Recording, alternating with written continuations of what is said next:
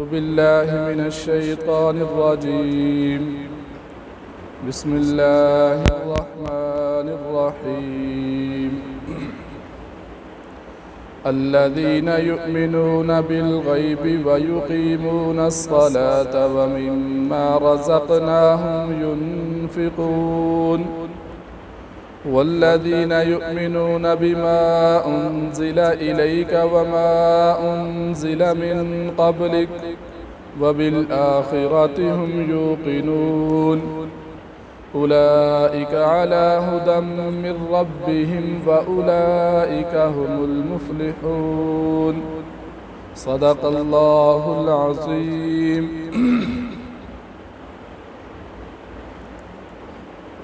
ये 3 आयत मैंने आपके सामने अभी तिलावत की हैं।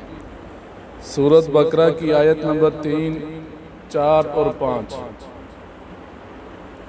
पिछले दरस के अंदर दूसरी आयत के अंदर सूरत बकरा की ये बात आई, ज़ालिकल किताबु ला रैब फीह हुदल लिल मुत्तक़ीन, कि इस किताब के अंदर, कुरान पाक के अंदर कोई शक नहीं है और ये मुत्तक़ीन के लिए हिदायत है कि कुरान पाक से फ़ायदा उठाने वाले, नफ़ा हासिल करने वाले, इसकी वजह से कामयाबी के रास्ते पे चलने वाले कौन लोग होंगे? वो मुत्तक़ीन होंगे। तो आगे वाली 2 आयत के अंदर अल्लाह रब्बुल इज़्ज़त ने मुत्तक़ीन की 5 सिफ़ात का जिक्र किया कि मुत्तक़ीन लोग कौन हैं, उनकी क्या सिफ़ात हैं, उनकी क्या खूबियाँ हैं, उनकी 5 सिफ़ात को बयान किया। और फिर तीसरी आयत के अंदर सूरत बकरा की 5वीं आयत के अंदर अल्लाह रब्बुल इज़्ज़त ने मुत्तक़ीन के अंजाम को बयान फरमाया कि जिस आदमी के अंदर ये 5 सिफ़ात, 5 खूबियाँ आ जाएंगी, फिर उनका अंजाम क्या होगा उसको जिक्र किया। पहले मुत्तक़ीन की सिफ़ात इजमाली तौर पर वो आपके सामने रखते हैं। अल्लज़ीना यानी मुत्तक़ीन वो लोग हैं, युमिनूना बिल गैब, जो गैब पर ईमान लाते हैं। ये पहली सिफत मुत्तक़ीन की कि वो ईमान लाते हैं किस पर? गैब पर।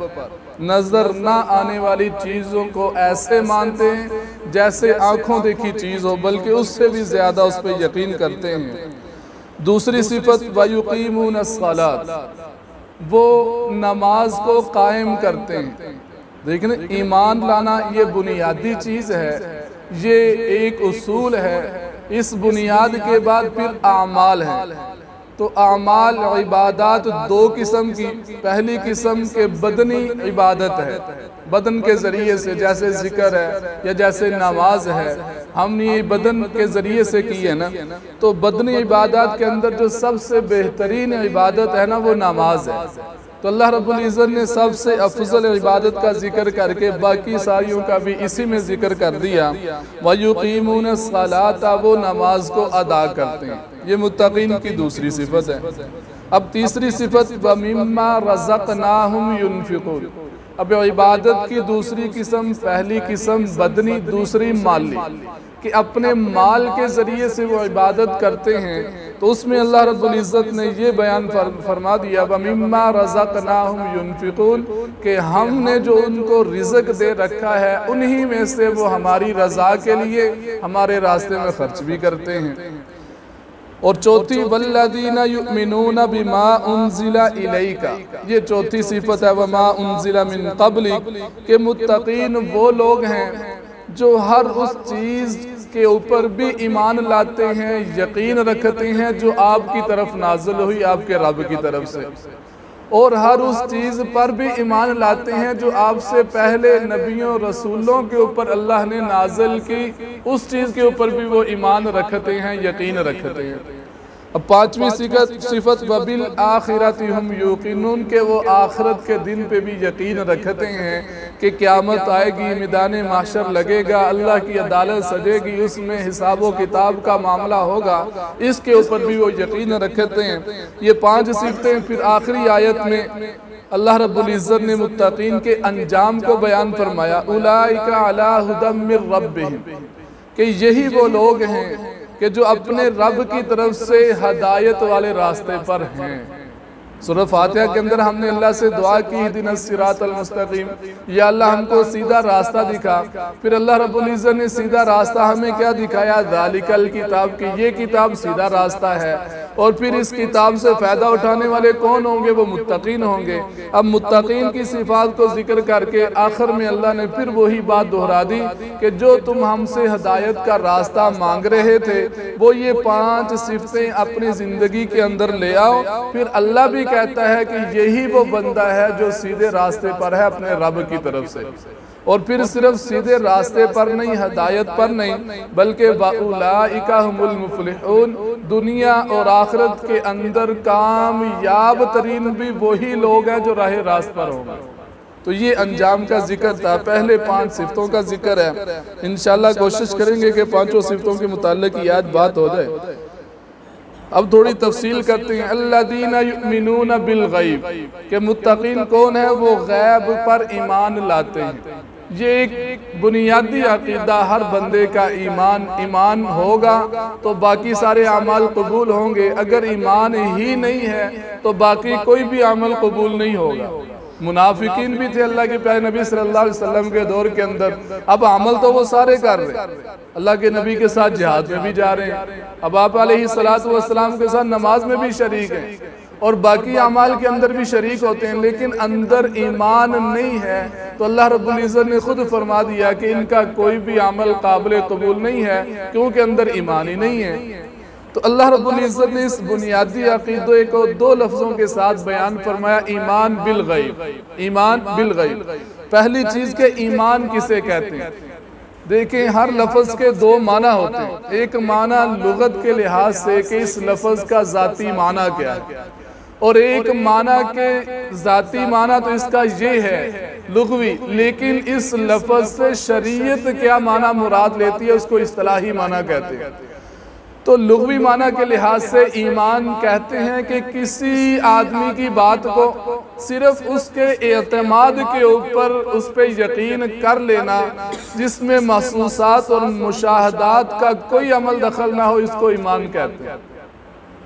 कि किसी की बात को सिर्फ उसके एतमाद की वजह से आपने मान लिया कि मुझे इसके ऊपर एतमाद है,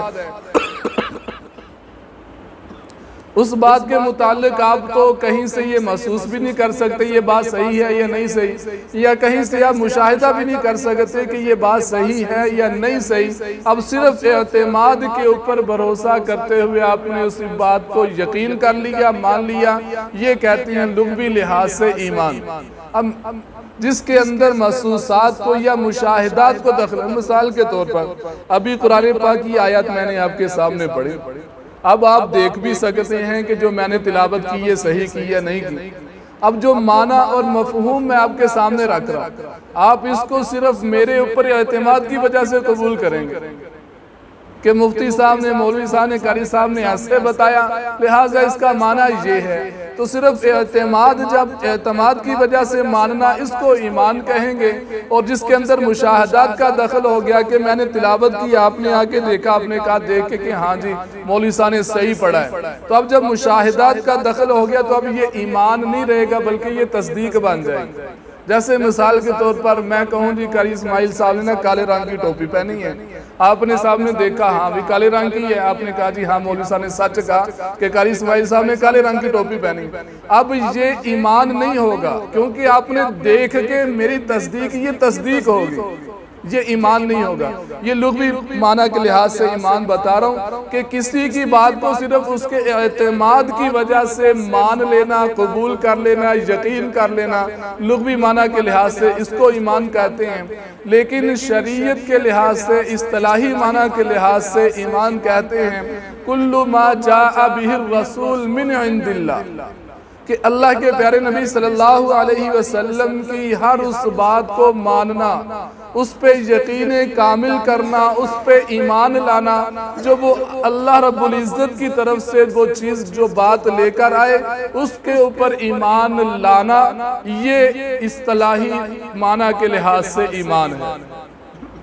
कि अल्लाह के प्यारे नबी सल्लल्लाहु अलैहि वसल्लम जो भी चीज़ लेके, जो भी बात है वो हमारे सामने करते हैं कि जी अल्लाह के पास से ये लेकर आया हूँ या अल्लाह की तरफ से ये आई है। हमारी समझ के अंदर आए या ना आए, हमारे मुशाहिदे के अंदर आए या ना आए, हमें अल्लाह के नबी के ऊपर एतमाद करते हुए, भरोसा करते हुए इस बात को मानना ज़रूरी होगा।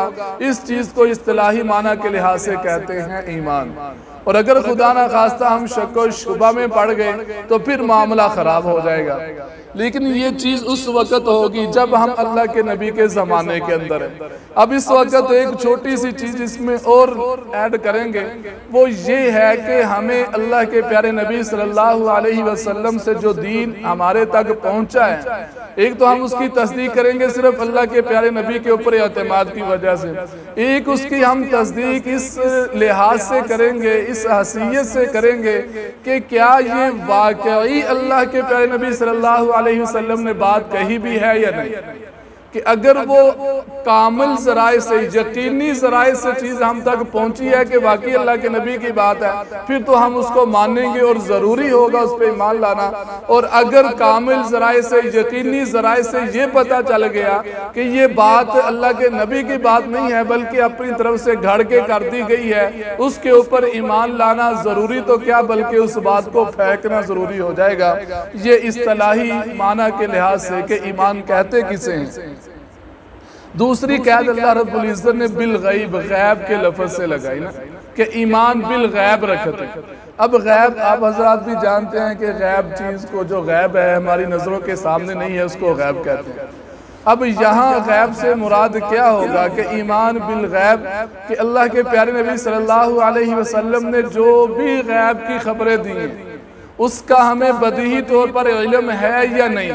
हम अपने हवासे खमसा के ज़रिए से, हवासे खमसा कहते हैं इंसानी जिस्म के वो 5 आज़ा, जिन आज़ा के ज़रिए से ये इंसान किसी भी चीज़ का इल्म हासिल करता है। अब मिसाल के तौर पर किसी की बात सुनी, पता चल गया फलां बोला है, पता चल गया, इसका इल्म हो गया।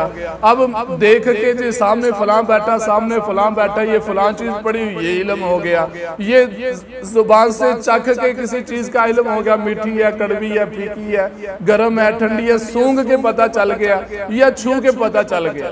ये मिसाल के तौर पर जुबान, नाक, आंख, कान और हाथ, इन चीज़ों से ये इसको कहते हैं हवासे खमसा, कि इनके जरिए से ही किसी चीज़ का इल्म हासिल हो सकता है। इनके इन ज़राए के बगैर किसी चीज़ का इल्म हासिल नहीं हो सकता। हम हवासे खमसा के जरिए से उसको जान सकते हैं या नहीं जान सकते। हमारी समझ के अंदर वो बात आती है या नहीं आती, हमारी अकल के महदूद दायरा उसको मानता है या नहीं मानता। लेकिन अल्लाह रब्बुल इज़्ज़त के प्यारे नबी ने जो खबरें हमें दे दी हैं वो सच्ची है। अब मिसाल के तौर पर अल्लाह रब्बुल इज़्ज़त को हमने देखा नहीं है और ना ही हमारे पास ऐसे ज़राए मौजूद हैं कि हम अल्लाह को देख सके, नहीं है ना। तो लेकिन हम अल्लाह को मानते हैं, यकीनी तौर पर ईमान रखते हैं। क्यों? कि अल्लाह के नबी ने हमें बता दिया कि अल्लाह है। इसी तरह फरिश्तों को ना हमने देखा और ना ही हम देख सकते हैं। हमारे पास कोई ऐसा, वैसे कोई अल्लाह करे नजर आ जाए वो एक अलग बात है, लेकिन हमारे पास कोई भी ऐसा जरिया नहीं कि हम फरिश्ते को देख सकते हो। हम कब्र के अंदर क्या हो रहा उसको देख सकते हो, या मिसाल के तौर पर मैदान माशर लगा हुआ हम नहीं देख सकते। जन्नत, जहन्नम, पुल सिरात, नामा अमाल तोले जा रहे, ये चीज़ें गैब के अंदर हैं। इन सारी गैब की चीज़ों के ऊपर ईमान लाना सिर्फ अल्लाह के नबी के ऊपर एतमाद से, उसको कहते हैं ईमान बिल गैब, के गैब की चीज़ों पर भी ईमान मुकम्मल हो। ये पहली सिफत मुत्तकीन की जो अल्लाह रब्बुल इज़्ज़त ने बयान फरमाई। हज़रत अब्दुल्लाह बिन मसूद रज़ी अल्लाह तआला मुस्लिम शरीफ की रिवायत है, फरमाते हैं कि सबसे बेहतरीन ईमान वो ईमान है जो ईमान बिल गैब हो। सबसे बेहतरीन ईमान।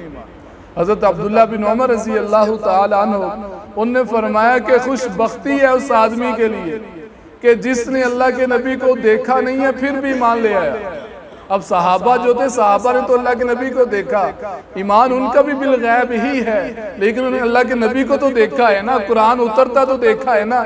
लेकिन हम लोगों ने ना कुरान उतरता देखा, ना हमने अल्लाह के नबी को देखा, ना सहाबा को देखा।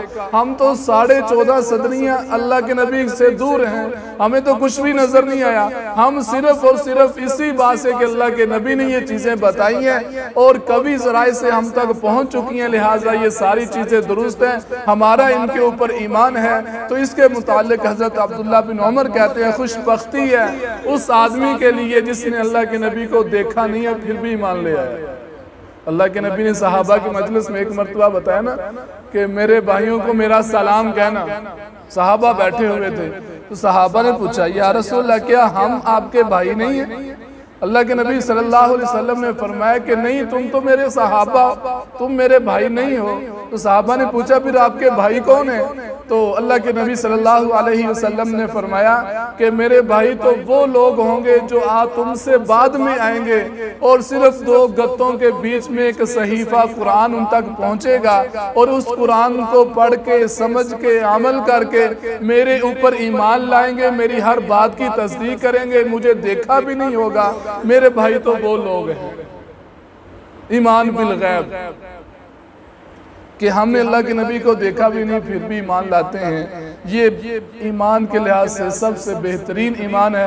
वैसे तो सहाबा का ईमान सबसे अफजल है, उसमें कोई शक व शुबा नहीं है, लेकिन गैब के लिहाज से ये चीज़ हमें हासिल है कि हमने अल्लाह के नबी सल्लल्लाहु अलैहि वसल्लम को देखे बगैर ईमान लाए। सहाबा का ईमान उस वक़्त कितना मुश्किल था, लेकिन आज तो हम मतलब इतनी बार सुना, सुन के हमें यकीन हो गया कि ये बातें सच्ची हैं। मिसाल के तौर पर मेराज का सफर है, अब हमारी अकल तो नहीं मानती कि ये वाकई ऐसा हो सकता है, लेकिन कुरान पाक के अंदर आ गया, उलमा ने, मुफ्ती हजरात ने हमारे बात सामने बार बार इसका जिक्र किया। उस जिक्र की वजह से, बार बार सुनने की वजह से हमें यकीन हो गया कि अल्लाह के नबी ने मेराज का सफर किया। अब अंदाजा करें उस वक़्त इस सफर की तस्दीक कितनी मुश्किल होगी कि जब किसी तरफ से कहीं से भी इसकी तस्दीक नहीं आ रही। अब तो साइंस ने भी तस्दीक कर दी ना कि ऐसा हो सकता है। अब आप सल्लल्लाहु अलैहि वसल्लम जब मेराज पे गए, वापस आए, अगले दिन आके मक्का के अंदर सबको बताया कि मैं ऐसे ऐसे सफर पे गया, बैतुल मुकद्दस, फिर आसमानों को क्रॉस करता हुआ जन्नत जहन्नम हर चीज को देख के अल्लाह तक पहुंचा, फिर रातों रात वापस आ गया। तो मुशरिकीन मक्का मजाक उड़ाने लगे। अब जाहिर बात है उस वक्त किसी की अकल में क्या बात आ रही थी कि जो सफर आज हम आधे घंटे में तय करते हैं वो आधे दिन में तय करते थे। अब वो रातों रात इतना लंबा सफर कैसे तय हो सकता है, किसी की समझ के अंदर बात ना आई। तो मक्का के जो बड़े बड़े सरदार थे ना, ये सारे हजरत अबू बकर के पास गए कि अब अबू बकर का पता चलेगा कि ये ऐसी बात इसके दोस्त ने कह दी कि जिसको ये नबी मानता है कि बात अकल के अंदर भी नहीं आती कि ये ऐसे इतना एक रात के अंदर कैसे इतना लंबा सफर हो गया। चलो समझ भी लें, बिल फर्ज के सफर कर ले, आसमानों का सफर इसने कैसे तय कर लिया बगैर सवारी के। अब आसमानों के ऊपर सफर करने की उसमें सवारी भी कोई नहीं। तो हजरत अबू बकर के पास जब पहुंचे, अब इसको कहते हैं ईमान। हजरत अबू बकर को जाके कहा कि अगर कोई आदमी ऐसा दावा करे कि मैं एक ही रात के अंदर यहाँ से वो फिलिस्तीन पहुंचा, वहां से आसमानों पे, वहां से अल्लाह के पास, क्या ये बात सच हो सकती है? तो हजरत अबू बकर ने पहला सवाल किया कि ये ऐसे कौन कहता है? उन्होंने कहा वही तेरा दोस्त जिसकी तू हर बात की तस्दीक करता है। तो बगैर सोचे समझे कि किसी तरफ से भी इसकी तस्दीक नहीं सिवाय अल्लाह के प्यारे नबी की खबर के, उस वक़्त हजरत अबू बकर ने कहा कि अगर मेरा नबी ये बात कहता है, अगर मेरा दोस्त मोहम्मद सल्लल्लाहु अलैहि वसल्लम ये बात कहता है, तो फिर ये बात 100% सच्ची है, अगरचे समझ के अंदर आए या ना आए। अब उस वक़्त की तस्दीक कितनी मुश्किल होगी अंदाजा कर, लेकिन हजरत अबू बकर ने बगैर सोचे समझे उस वक़्त भी तस्दीक की। इसलिए आप रज़ी अल्लाह तआला को सिद्दीक़ अकबर कहा जाता है। आप सल्लल्लाहु अलैहि वसल्लम की एक बीवी हजरत उम्मे सलमा, यही है या गालिबन कोई दूसरी बीवी है यही। इनका एक बेटा था सलमा, बचपन के अंदर इंतकाल कर गया। अब बचपन के अंदर जब उसका इंतकाल हुआ तो बड़ी मोहब्बत, माँ को मोहब्बत होती है, तो बेटे की जुदाई की वजह से परेशान, गमज़दा और हर वक्त रोना, आंखों से आंसू, ये कैफियत रहने लगी। अल्लाह के नबी ने एक मर्तबा देखा कि बड़ी परेशान रहती है, तो उसको खुश करने के लिए अपनी बीवी को कहा कि देखो मैं तो देख रहा हूँ तुम्हारा बेटा जन्नत के अंदर फरिश्तों के साथ खेल रहा है। तो वो खुश होगी कि अच्छा मेरा बेटा जन्नत में खेल रहा है, खुश होगी कि मेरा बेटा जन्नत में चला गया। अल्लाह के नबी सल्लल्लाहु अलैहि वसल्लम ने फरमाया कि अगर कहे तो तुझे दिखा दूं, अगर तू कहे कि मैं अपने बेटे को जन्नत में खेलता हुआ देखना चाहती हूँ तो मैं अभी तुझे दिखा देता हूँ। अल्लाह के नबी दिखा सकते थे, हम नहीं दिखा सकते, हम तो खुद नहीं देख सकते, हमारी हालत तो ये है। अल्लाह के नबी ने कहा क्या मैं तुझे दिखा दूं? तो उन्होंने आगे से कहा नहीं नहीं या रसूलल्लाह बस ठीक है नहीं देखना नहीं। तो बाद के अंदर जब अल्लाह के नबी उठ के चले गए, दूसरी बीवियों के सामने जब ये बात आई कि अल्लाह के नबी ने मुझे ऐसे ऐसे कहा, तो सारी औरतों ने कहा कि पगली तू कह देती कि मुझे दिखा दो, तू अपने बेटे को भी देख सकती थी, तू जन्नत को भी देख सकती थी, अल्लाह के नबी ने तुझे कहा था तो तू ये देख सकती थी। तो आगे से उसने जो जवाब दिया ना, वो जवाब आपके सामने रखना चाहता हूँ। उसने आगे से जवाब दिया कि अगर मैं अल्लाह के नबी को देखने का कह देती, मुझे दिखा भी देते और मैं देख भी लेती, तो फिर मेरा ईमान जो अल्लाह के नबी के ऊपर एतमाद की वजह से था वो कहाँ जाता? कि हम तो हर बात को मानते हैं सिर्फ अल्लाह के नबी के एतमाद की वजह से। अगर हम कहें नहीं जी मुझे दिखा दो, दिखा भी देते, तो फिर मेरा ईमान कहाँ जाता? फिर मेरा ईमान तो बाकी ना रहता। इसलिए तो सहाबा इकराम कहा करते थे, फरमाया करते थे कि जन्नत अपनी सारी नेमतों के साथ, जैसे अल्लाह पाक ने उसके अंदर नेमतें बनाई हैं, सारी नेमतों के साथ सज वज के हमारे सामने आ जाए और हमें सर की आंखों से नजर आ जाए। और फरमाया करते थे कि जहन्नम अपनी सारी वहशतनाकियों के साथ ये हमारे सामने आ जाए, हम सर की आंखों से जन्नत को भी देख लें, जहन्नम को भी देख लें, तो इन चीजों को देख कर भी हमारे ईमान के अंदर जर्रा भर भी इजाफा नहीं होगा। क्यों? कि अल्लाह के प्यारे नबी के एतमाद की वजह से हमारे ईमान की कैफियत, हमारे ईमान की सतह पहले ही वहां पहुंच चुकी है जहां से ऊपर कोई सतह और है ही नहीं। अब ये तरक्की नहीं होगी, पहले ही तरक्की हो चुकी है सिर्फ अल्लाह के नबी पे एतमाद की वजह से। तो ये ईमान बिल गैब, ईमान बनाना बड़ा ज़रूरी है। जब तक ईमान नहीं बनेगा उस वक़्त तक आमाल सालिहा करने मुश्किल रहेंगे, और जब आमाल बन जाएगा, ईमान बन जाएगा, फिर आमाल सालिहा पे चलना आसान हो जाएगा। अल्लाह के नबी सल्लल्लाहु अलैहि वसल्लम ने सहाबा का ईमान बनाया। जब ईमान बना तो सहाबा ने हर किस्म की कुर्बानी दी। अगर खुदा न खास्ता ईमान की मेहनत ना होती तो फिर सहाबा का नमाजी बनना भी मुश्किल था। यह हजरत आयशा का कौल है। अब ये पहली सिफत अल्लज़ीना युमिनूना बिल गैब के वो गैब पर ईमान रखते हैं। दूसरी सिफत व युकीमूनस्सलाह के वो नमाज को कायम करते हैं। एक व युसल्लून के वो नमाज पढ़ते लफ्ज़ नहीं है, व युकीमूनस्सलाह वो नमाज को कायम करते हैं।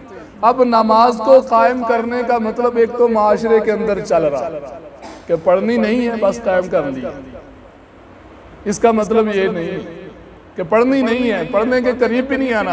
हाँ, ये नमाज पढ़े बगैर कायम भी नहीं हो सकती, ये भी ज़हन में रखें।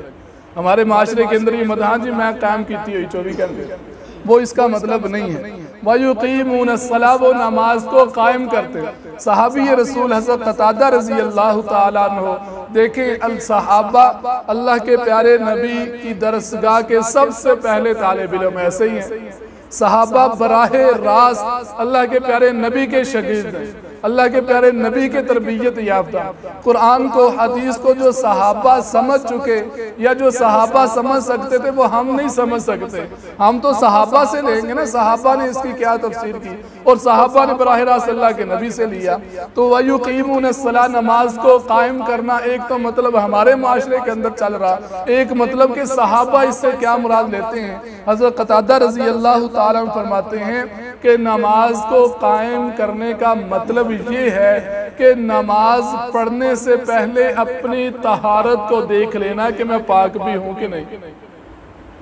नमाज पढ़ने से पहले नमाज के वक़्त को चेक कर लेना कि नमाज का वक़्त भी है या नहीं। अब इन्हीं औकात के अंदर कुछ वक़्त ऐसे भी हैं जिन औकात में नमाज पढ़ना बाइसे सवाब तो क्या बल्कि बाइसे गुनाह बन जाता है। अब इसकी तहकीक भी करना, अब आगे के नमाज जो मैं पढ़ने लगा हूँ इसके फ़राइज़ का ख्याल रखना, इसके वाजिबात का ख्याल रखना, इसकी सुन्नतों का ख्याल रखना। इसके 13 फ़राइज़ हैं, 14 वाजिबात हैं, इसकी सुन्नतें हैं, इसके मुस्तहब्बात हैं, मकरूहात हैं, नवाक़िज़े नमाज है जो नमाज को तोड़ देती है। जो इन मसाइल का ख्याल रखना ये है युक़ीमूनस्सलाह कि वो नमाज को कायम करते हैं। एक सहाबी ने कहा कि नमाज को कायम करने का मतलब नमाज को पाबंदी के साथ, मुस्तकिल मिजाजी के साथ और नमाज को एहतिमाम के साथ उसके वक़्त में अदा करना, इसको कहते हैं इकामत सलात, कि नमाज को कायम कर लिया। अब ये तो सहाबा का मतलब है, एक हमारे माशरे के अंदर मतलब चल रहा। अब हम ये सोच ले कि हमने सहाबा का बताया हुआ मतलब अल्लाह के नबी का बताया हुआ मतलब लेना है या हम माशरे का मतलब लेना है कि युक़ीमूनस्सलाह, कि वो नमाज को कायम करते हैं। तीसरा वमिम्मा रज़क़नाहुम युनफ़िक़ून, कि वो उसमें से खर्च करते हैं जो हमने उनको रिज़्क़ दिया।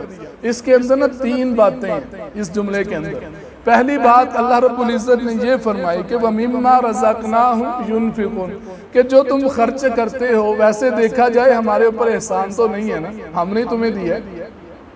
अब दिए हुए में से थोड़ा सा निकाल देना ये कौन सा एहसान है या बासे सवाब है या बासे नेकी, लेकिन अल्लाह की मेहरबानी कि अल्लाह अपने दिए हुए में से भी जो बंदा अल्लाह की रजा के लिए खर्च करे अल्लाह उस पर भी सवाब देता है, ये अल्लाह की मेहरबानी है। दूसरी चीज वमिम्मा, कि अल्लाह रब्बुल इज़्ज़त ये नहीं कह रहे कि सब कुछ खर्च कर दो, बल्कि क्या फरमा रहे कि जो हमने दिए उसमें से थोड़ा सा खर्च कर दो, ज्यादा ना खर्च, सारा ना खर्च करो, बल्कि सारा खर्च करना अल्लाह के प्यारे नबी ने भी मना किया और फुकाहा ने भी इसको मना किया। थोड़ा सा हस्बे तौफीक उसमें खर्च कर दो।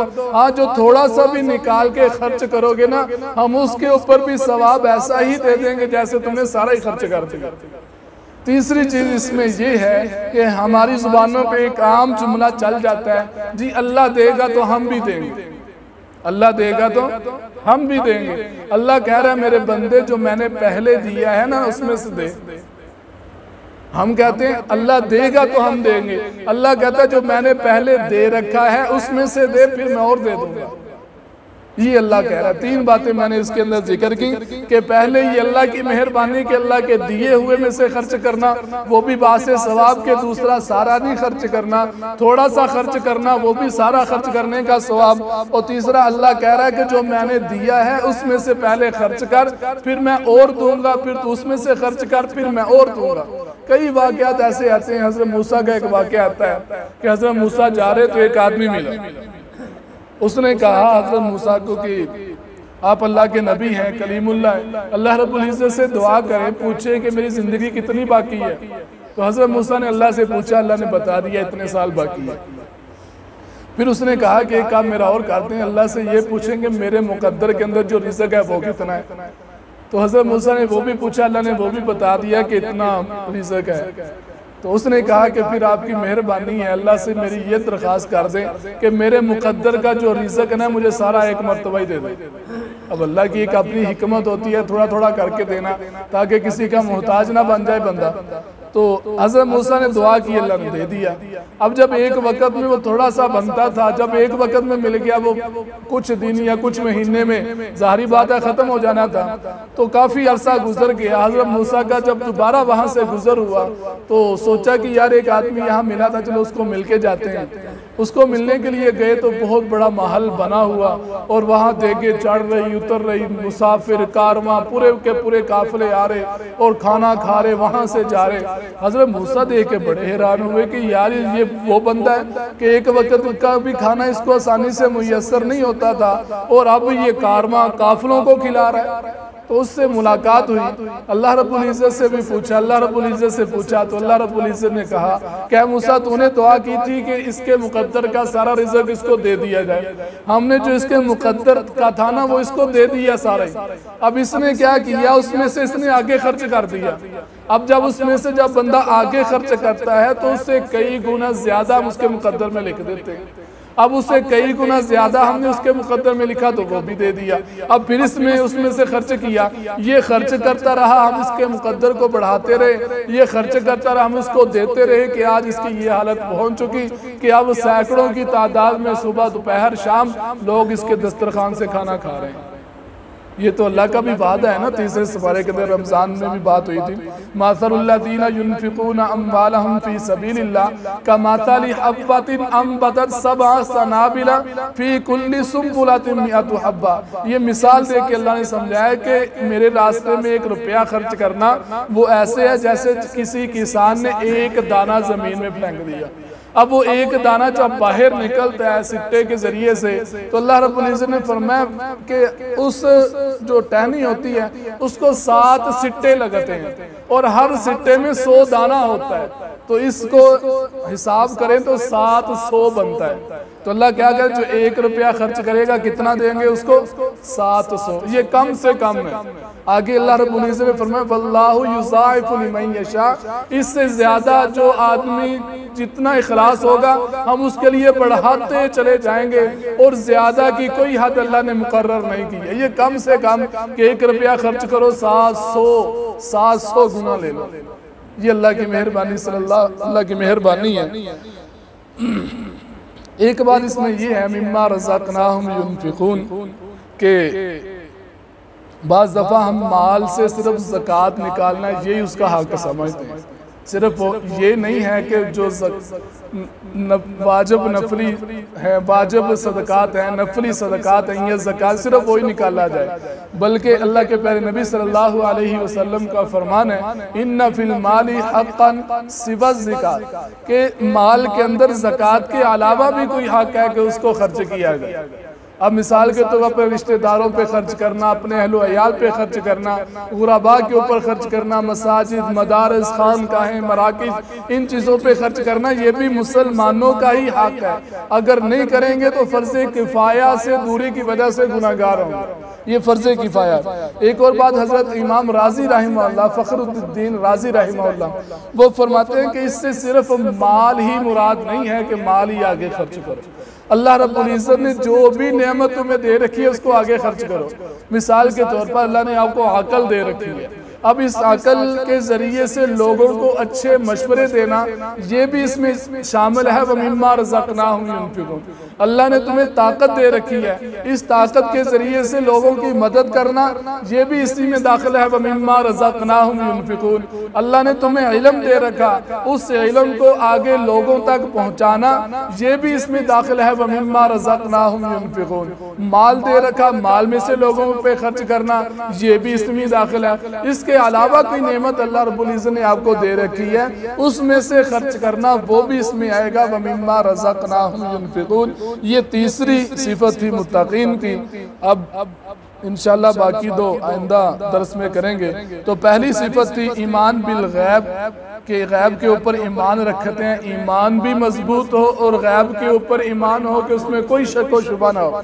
दूसरा वयुक़ीमून सलाह, के नमाज की पाबंदी, एहतिमाम, इसके फ़राइज़ का ख्याल, इसके वाजिबात का ख्याल, इसकी सुन्नतों का ख्याल, इसके मुस्तहब्बात का ख्याल, मकरूहात से बचना। हमारी नमाजें हकीकत बात है 100 में से 95%, बल्कि अगर 98 कहूँ ना ये भी दुरुस्त ही होगा कि 100 में से 98% हमारी नमाजों में सुन्नतों का ख्याल नहीं किया जाता और मकरूहात से बचा नहीं जाता।